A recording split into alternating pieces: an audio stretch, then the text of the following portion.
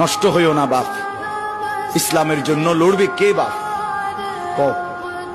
মুরব্বীরা তো চলে যাবে বাপ।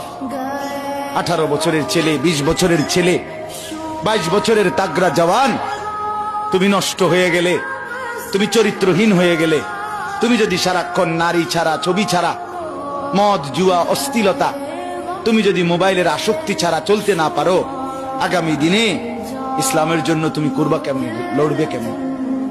আগামী প্রজন্ম তোমার হাতে নিরাপদ দিন পাবে কেমন? বেঁচে থাকার নিরাপত্তা মিলবে না।